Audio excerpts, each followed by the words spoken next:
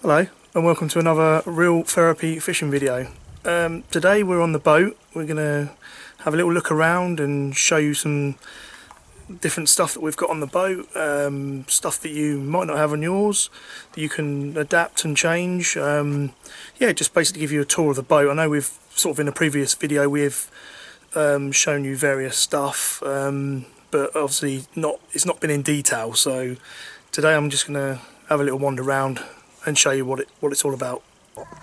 So our main engine is it's a Yamaha 80 horsepower. That's a 2-stroke auto lube, so basically it will pull the oil through the tank and mix it as it needs it. So it's an easier way of having to mix it into a fuel can.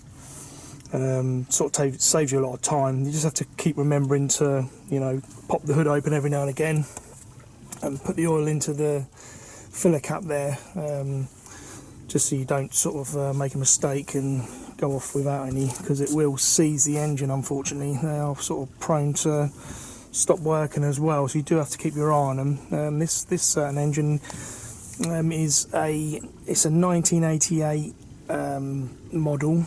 So it's quite old, but yeah, it really does go. So our backup engine is again, it's a Yamaha. We went for the same model, same manufacturer, really just because of the fact that we can connect the fuel hose, which is this one here, directly from this engine, the big one, into the little one if we wanted to, just under there. And obviously we can use the same fuel because it's not, like I said before, mixed with 2-stroke oil. It's actually on the engine, so we can directly link it up and use that engine for, well, hours on end, I guess, as much fuel as we've got. We've got 2 tanks on board. We've got these, I think they're 25 litres, 25 or 24, so there's 2 of them, one there and one that side. So the engine cools itself by pulling in salt water, comes through underneath of near the propeller, comes up through the engine, cools it down and returns it. When we brought this boat, the impeller wasn't that great. It was pushing a bit of water through, but it wasn't brilliant, so we replaced all that. We replaced the gearbox oil as well, just to be on the safe side. And yeah, she's been running absolutely brilliant, so yeah, no problems whatsoever. We do flush it out every time we use it. If I grab the muffs, and I'll show you what we do with them. So this is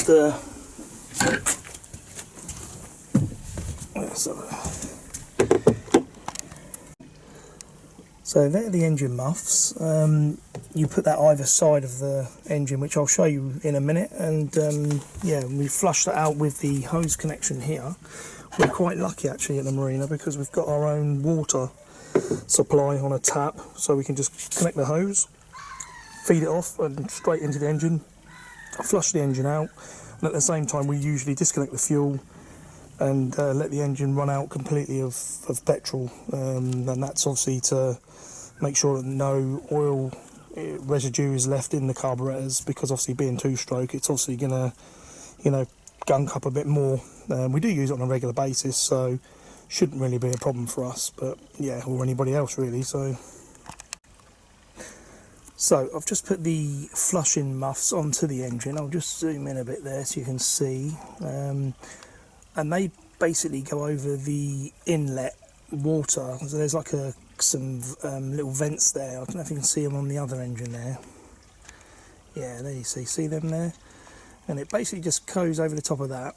The fresh water will then connect to the end of that there, the end of the hose pipe, and we'll turn the tap on and it'll flush the whole engine completely out with fresh water.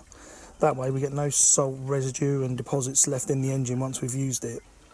So to start the engine, we've got it's got its own battery, its own 12-volt like a car battery. It's also got a voltmeter there that you can see. Currently reading sort of 12.1, 12.2 volts. So that gives us a good indication that the battery's fully charged. One thing I did forget to mention was that we've got a solar panel that charges the main battery. Again, that's really handy, so we can just let the sun sort of trickle charge that whilst we're not using it. I do believe the engine charges the battery as we're going along anyway, so again, it's not too much of an issue, but it's nice to know that we've got that as a backup to charge the engine, to charge the battery, rather than having to take it all the way home and putting a battery charger on. Although there is electric here at the marina, so we can, if we need to, just bring a lead down, same sort of lead that you use on a caravan, and plug it in, and then just convert it back to the standard 3-pin plug. And yeah, we can do that. So we've got a couple of bilge pumps as well, electric bilge pumps. We've got an automatic one, so that will just kick in if too much water gets in the boat, rain, you know, whatever. So, and then there's a manual one there as well, which is still electric, but we've got it on a switch on the dash, which I'll show you as well. So if we get too much in at one time, or we do, that one's a little bit further back as well, so we can actually operate that one before the bigger one does get sort of too much water in the boat. And then also we've got a manual bilge as well, which we've just put over the edge of the boat there, and we can use that to drain in the underside of the boat. Which have got rod rests here. These are brilliant, absolutely brilliant. We can move them along the bars, so we can sort of turn them around if we want to up tide, or we can leave them where they are. We've got 3 on the left hand side, 3 on the right hand side, and we've also got extra.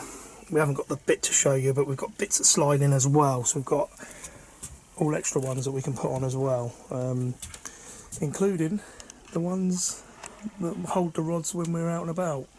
So as we're travelling out to the fishing grounds, we can pop our rods in there. This is a brilliant bit of kit. It's our bait board. So this actually clips, I don't know if you can see under there quite. Let's have a little look. Yeah, you can see them there. You basically push them lugs down both sides and it pops off. So we can then cover these posts back up again, and obviously make the back end, you can just sit back on it, not a problem. So yeah, then that's really handy, that board. Because obviously we both sort of sit side by side on here and fish backwards. We have our bait there ready to go. So plenty of storage space underneath the back seat. There's our hose to flush the engine. We've got the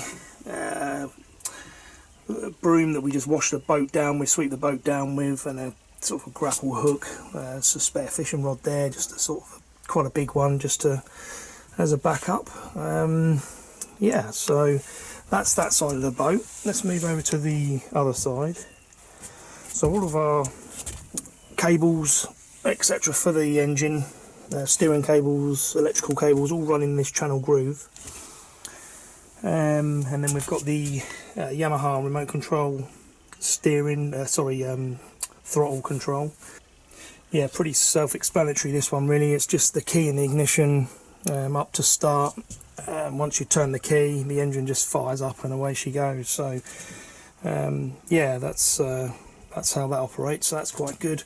We've got a rev counter and an oil, looking a bit worse for wear, the old oil warning lights, but again, that's there for if we did run low.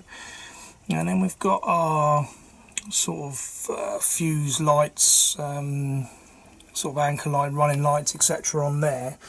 And they're just a switch button basically, so you can just switch them over, you know, turn them on when you want them. And yeah, that's quite self-explanatory as well, really.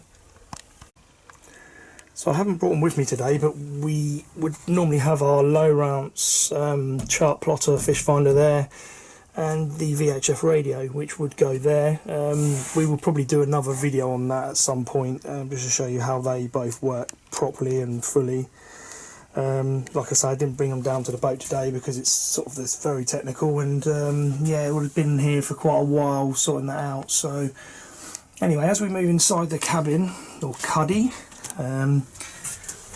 we did all the electrics ourselves on this boat. The reason being because obviously we know exactly what we're dealing with. We've got another voltage meter there. Again, really handy. This is the main marine battery which is inside this box. Again, it's you know, the way we did it was to have two separate batteries, just because we wanted to make sure that, you know, we weren't going to drain too much power from the main battery of the engine. We've got a couple of 12-volt inlet ports there, sort of cigarette lighters, sort of standard things, couple there, and then there's a USB charger port there as well, so we can use that to charge our phones when we're out at sea. Cushions, there's a couple of pads there that we put onto the seats, just so we can be a bit more comfortable. We keep our anchor in the front there. It's obviously a little bit messy at the moment, but that will need sorting out at some point. We've got our fishing net, extra buoy, etc, etc, lights on the roof. Up on the outside we've got a couple of deck lights. They point right down, so they point right down from up here, and you can see that's going to provide us plenty of light at night time. Let's have a wander outside. So we've got standard nav lights, anchor light on the top there as well, so you can sit at sea at night time and have no worries about other boats approaching. And again, we've got another big solar panel on the roof there, which is really, really handy, and that charges the big marine battery for all of our electrical appliances. Again, we've got a couple of lights on the top there, forward facing, and the horns as well. So yeah. So before we bought Real Therapy, we had, well, we've still got it actually, we've got a little dinghy we use for pike fishing, which we will use and show you in another video as well. We used to use that quite a bit, just to pot around to the harbour and do a little bit of bass fishing in the summer. We have actually caught some skate out there as well. We only use it, it's only sort of about a mile offshore, but we found it a little bit rough sometimes. As soon as that tide turned, that would be it. Would be, you know, backwards and forwards and side to side, real rocking around on the ocean, and it's not comfortable. We decided to buy a bigger boat. That was the key thing for us, was to get something bigger and you know, something we could really sort of enjoy. And we bought this boat in the summer of 2020, the lockdown, just after lockdown, up in Norfolk, and we brought it up there, and it was in a pretty sorry state, to be fair. It wasn't in very good condition. We spent pretty much all summer redecorating or repainting and anti-fouling it. We had a lot of problems with the engine, not running wise, but the steering column wasn't working properly. It was all broken on the end, so we had to heat that, get that out. We had to buy a new cable for that. So we had quite a few little issues, little snags to do, and to be fair, we both said that we wish we'd have filmed all of that for you, because that would have made a really good video. That would have been, you know, especially sort of time lapse or something like that over it. It would have been fantastic.